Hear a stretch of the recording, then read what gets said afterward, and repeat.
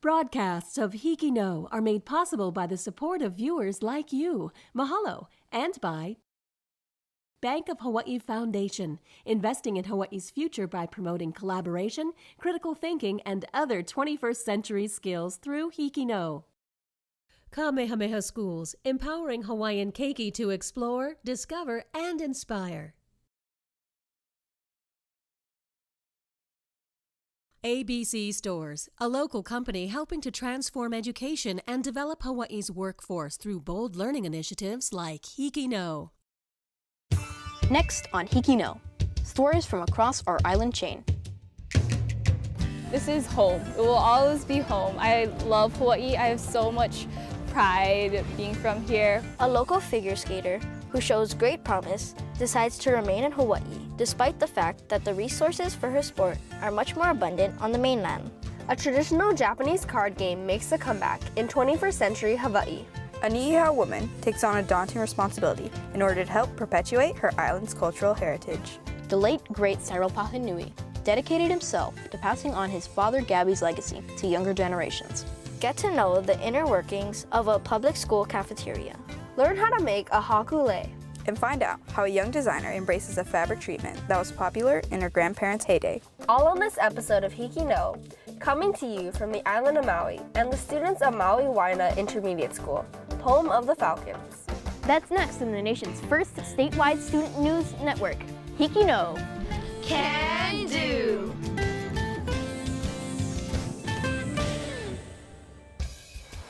Aloha! I'm Home Suzuki, a 6th grader at Maui Waina Intermediate School in Kahului. Throughout this episode of HIKI NŌ, my classmates and I will introduce you to important spots throughout the island of Maui. Our first stop is here, at the historic Kapaniwai Park at Iao Valley. In 1790, the Battle of Kapaniwai took place here. Kamehameha the Great defeated the Maui army during his campaign to unify the islands. The battle was said to be so bloody that dead bodies blocked Iao Stream, giving it the name Kapaniwai, which means dammed stream. Our first story takes us to the island of Oahu, where students at Moanalua High School tell the story of a young woman who excels in a sport you wouldn't usually associate with Hawaii's tropical climate. Well, I ultimately would love to go to the Olympics, of course, and compete and represent Hawaii and everything. But realistically, that isn't exactly possible. Kyra Fukumoto, a senior at Moanalua High School, is pursuing her passion of figure skating, no matter the route she has to take. After college, then I definitely would go straight into auditioning for professional ice skating shows. I want to tour the world through ice skating. I wish everybody would practice like Kyra, because Kyra would take my critiques and then actually go and work on them after the lesson. It's my passion, no matter what. I need it to live. I love that it's so unique for Hawaii because I don't like to be just like everyone else. With only one ice rink in Hawaii to practice at, Kyra is willing to do whatever it takes to fulfill her dreams. To help improve my skills, I do fly to the mainland every single break so that way I can get more intensive coaching up there to help improve my skating. She's a little different from everybody, I would say. It's nice because she's very well-rounded. She's got really nice spins. She's got really nice jumps. And everything in between is also very nice. And then you put the good attitude and work ethic in there, and it's a nice, really good combination, and I hope she uses it to take her wherever she really wants to go. With all her training and a never-say-never attitude, Kyra sees her dream being something bigger than just herself. They always say that, oh, if I moved here, then I could, get so much better. I could, go this far. But I wanted to do it my way and stay here, so that I can finish graduating here and, be able to say that I was born and raised. This is home. It will always be home. I love Hawaii. I have so much pride being here, being from here. And I just want to be able to show people that just because I'm from Hawaii doesn't mean that I can't do everything that they can do. I can work really hard and get to where everyone else is. No matter how many loops or jumps Kyra goes through, representing her home and making it big on the ice will always be her dream. This is Kyra Fukumoto from Moanalua High School for HIKI NŌ. HIKI NŌ is now on Instagram. For show updates and a peek behind the scenes, follow us on Instagram at HIKI NŌ Can Do. Our next story comes from the Manoa district of Oahu, where students at Mid-Pacific shine the spotlight on a card game that has deep roots in Hawaii's plantation culture. Hanafuda, a traditional Japanese card game, has been a deeply rooted old-time classic for the people of Hawaii since the beginning of the 20th century and inspired local resident Helen Nakano to start up her own organization, Hanafuda Hawaii, to carry on the Hanafuda tradition to today's generation. Because Hanafuda was brought in through the plantations, it became, to me, people think of this as local, part of local culture. They don't necessarily think, oh, this is a Japanese game. This is a local game. The goal of Hanafuda is to match the bright and vibrant card suits with its corresponding double to collect as many points as possible. Hanafuda is also a way for different generations to form deeper connections. I think I like it just because it brings back memories, like it's childhood memories, and it just reminds me of good times. It's a game that has a lot of luck, so if you're a beginner, it's still really fun to try because you have a chance at actually winning. I like it because it's a card game. It's fun. I mean, card games are always fun. When they came to our troop, the Nakanos came to our troop and talked about Hanafuda, and they talked about how it came to Hawaii with the plantation workers, and I think it's a good, just a little bit of history. But Hanafuda isn't as popular as it was in those days. In today's busy society, live conversations are taking a back seat to the allure of modern technology. I see technology taking us further and further apart. I see families where individuals in the families are going to dinner together or something like that, and everybody's on some electronic device, and it's going to be very difficult to keep the family together. So I'm going to do my darndest to make Hanafuda a game that forces people to sit down, interact face to face. In today's busy high-tech society, it is often easy to forget the values of intergenerational contact. Hanafuda offers a unique venue to rekindle this connection, giving players a rich taste of a timeless Hawaii classic. This is Will Totori from Mid-Pacific Institute for HIKI NŌ. We're back, here on the south side of Maui, between Kihei and Ma'alaia, at Kalia Pond National Wildlife Refuge.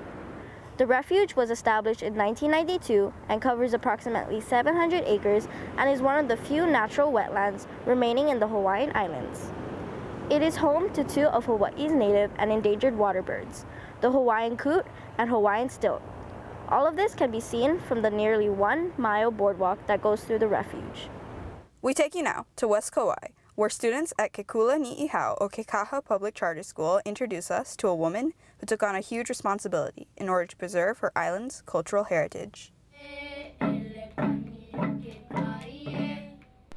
Mane Hawaii loa malala oe lua haneri paha poe makautou loa tawala au ana I taolelo Hawaii ma takaila ni'ihau. O ke kula ni o ke kaha he kula hoa mana e malama ana I taolelo a me ta mo'omeheu o ni'ihau o ia no o ho'elina mau. Mata wau ma ke kula ni'ihau ke kai I ta makahiti e lua kaukani iwa. Ai noi nei o a o wau no e lima I ona pāmakiti. A pau ho maha o kumahaunani a pono e huli I pani no ana. Wa ta papa alakai o hele mi noi au tia mama te pau e lilo I ta kato po o kumo a ale mo mate hana te anohana. Maopopo no wau, katumo maopopo no wau nui tia hana I no wau. Pono pai a oho mau no ta a o ana makautau wau. Nā leila, hele hou mi lako. Pea tia e ono pāmahina ho tai pāmakiti ala. Tia alehi tia ia mato te huli I pani no haonani. Ma mate oi lilo I tomatu no ono o me teia. O oe he tumu manei o oe he wahine ni hau. Oe o lelo ni hau o e ta mea tūpono loa no ta a'o i ana ma ta kula nei, ma popo ta nuukia, ma popo ta waiwai o ta olelo ni i hau, tūpono tia hana nao. He hoi wau, pule nui wau.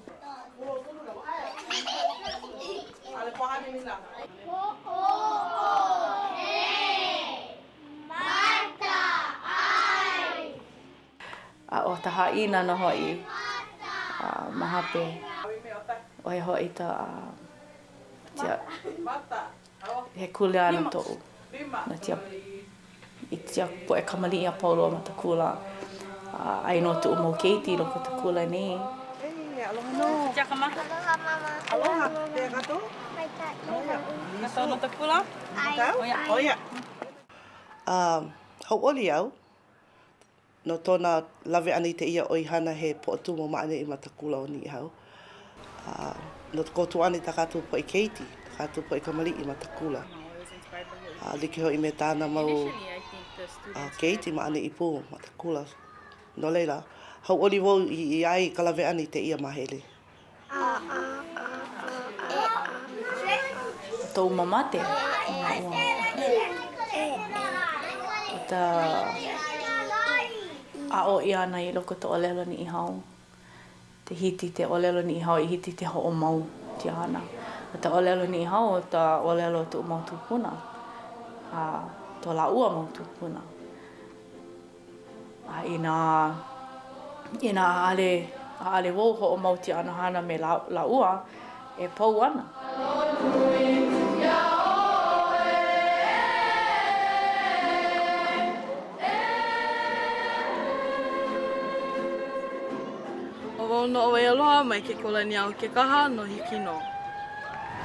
Our next story takes us to the Hilo district of Hawaii Island, where students from Connections Public Charter School feature Hawaiian slack key guitar legend who recently left us, the late, great Cyril Pahinui.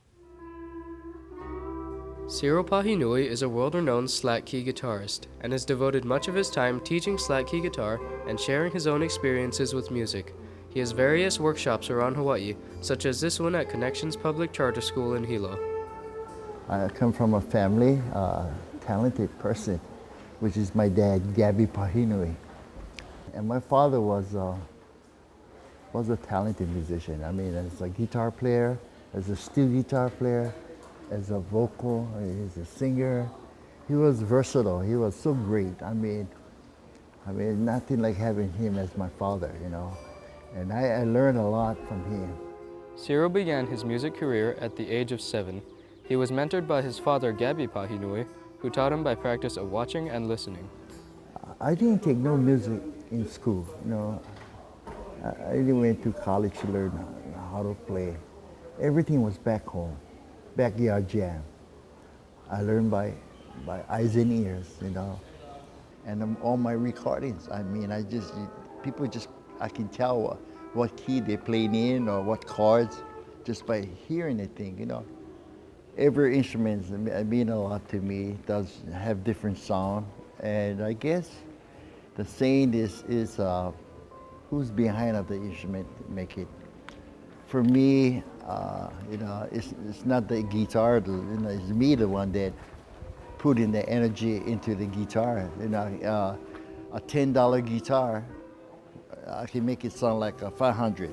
Cyril comes from Oahu every Tuesday to teach Kio'alo slack key guitar, steel guitar, and ukulele. He has been teaching at Connections for the past 4 years. I do teach wherever I perform in Hawaii, Oahu, Kauai, Molokai, Lanai, here on the Big Island. My workshops, I love to teach. I love to share. And the old style, eyes and ears. I can go one-on-one, or I can teach half a dozen people, a dozen, 20, 30. Teaching slack key, that's my culture. That's, you know, jolly talking Hawaii, speaking a language, or hula. You know, we come from here. My dad, he's known as the great slack key guitar player. So to me, following my dad's footsteps, at the same time, continue his legacy, and at the same time, continue my legacy. Cyril plans to teach workshops for the rest of his life. This is Cody Ikeda from Connection School for HIKI NŌ.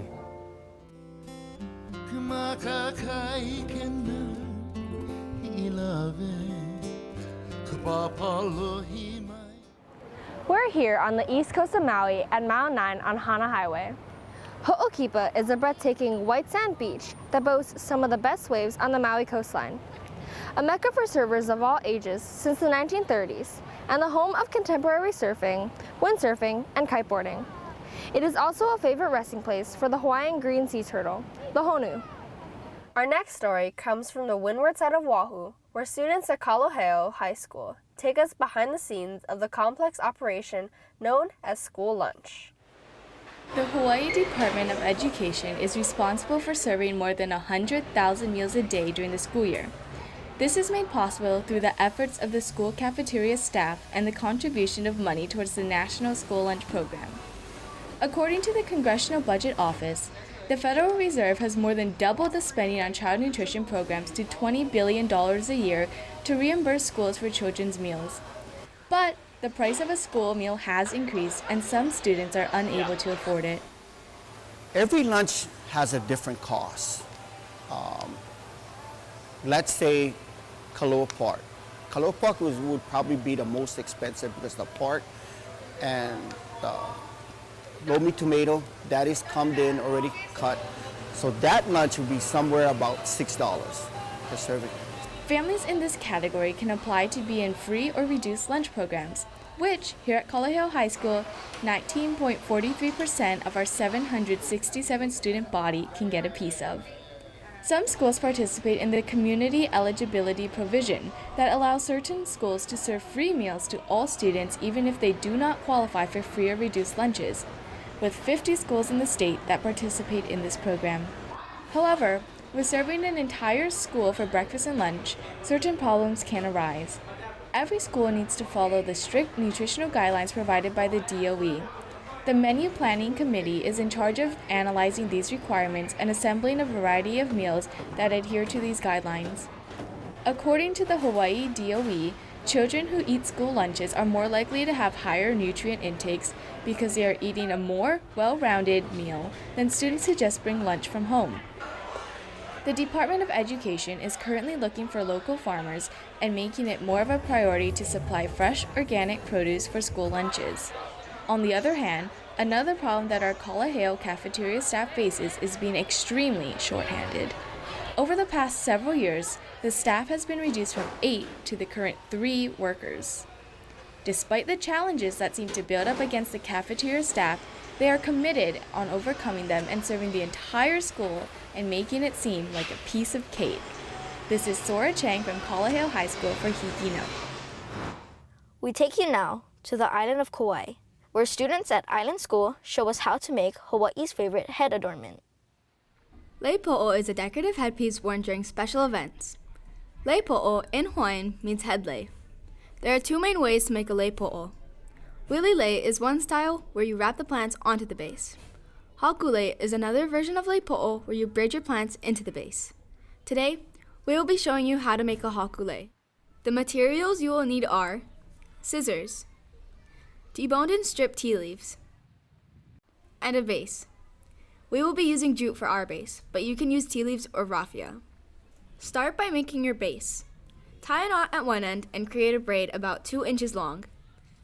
Now, weave in your tea leaves. Number your strings 1, 2, and 3. Take strings 1 and 2 and bring them to the side. Put your tea leaf between strings 2 and 3. Take string 1 and bring it over string 2. Fold the bottom of your leaf up. Now, add in the next tea leaf. Take string 3 and pull it over string 1. Repeat until you reach your ideal length of about 18 inches. To end your leipo'o, braid out the strings 2 more inches. Tie a knot, then cut off the excess string. Now your leipo'o is done and ready to be worn. This is Makena Tamanaha from Island School for HIKI NŌ. We're back, here on Maui in Kula, at Sun Yat-sen Park on the slopes of Haleakala. Sun Yat-sen was a Chinese revolutionary who attended both Iolani and Punahou schools. He often took refuge at his older brother's ranch in Kula. Kula means open country and is the largest farming and ranching area on the island. Upcountry is known for being relaxed and slow-paced. With miles of open pastures and stunning vistas, it is one of the most beautiful areas on the island. Our final story comes from East Honolulu District of Oahu, where students at Kalāheo High School introduce us to a young artist whose inspiration harkens back to the 1960s. 17-year-old Madison Lalika, a senior at Kalāheo High School, is sharing her love for the 60s by making her own retro tie-dye t-shirts. She discovered her passion for tie-dyeing in 2014, and a year later created her own website to sell her hippie-themed shirts. This looks like DNA. Well, my biggest inspiration is the Beatles, of course. They're my life. All of my shirts are named after them. And I listen to them all the time, and they're really for like peace and love. And I feel like my tie-dye shirts are a way I can spread that, as a way like someone can feel as if they're radiating peace and love and energy from the 60s if they're wearing one of my shirts. Madison's business, Tie-Dye Thy Soul, is located in her family's backyard, but her shirts have traveled all across the world. My customers are, well, basically everyone, and like I've sold to different places like in California, Texas, and even like international. I've sold to Europe, like Australia. I've sold to different places in Asia. So just like everywhere. I think my shirts have traveled like different places of the world, more than I have. Madison's independently owned business allows her to tie-dye whenever she wants, giving her plenty of time for friends, family, and schoolwork. The benefits of running your own business is that you work on your own time. Like I can choose whatever day of the week I want to tie-dye, or if I want to hang out with my friends, I can, or we can do it together. Tie-dye was an outlet for hippies in the 60s to just be themselves, to like show their inner soul and their inner color like outside. And I like that. I like that tie-dye is also like, it's colorful and it's like unpredictable. Like no two shirts are the same. You could do the same process, use the exact same colors, but it could come out completely different. So yeah, that's basically why I love tie-dyeing, and I love wearing it, and I love feeling like a hippie and like just looking and like radiating like a walking piece of art. Like I just like feeling like that. All of Madison's profits from her business have gone into purchasing tie-dye supplies and saving up for college.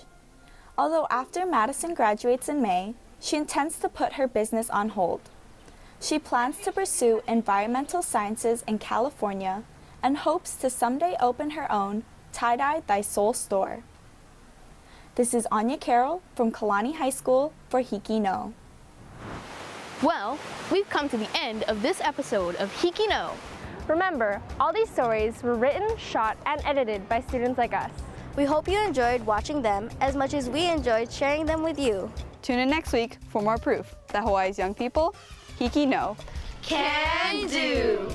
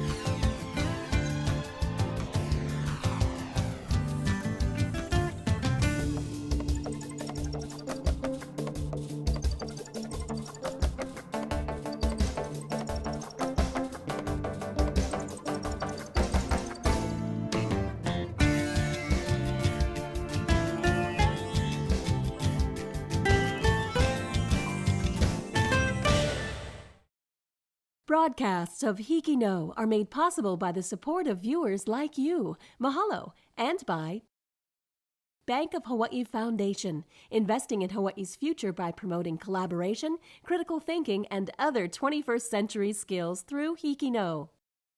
Kamehameha Schools, empowering Hawaiian keiki to explore, discover, and inspire.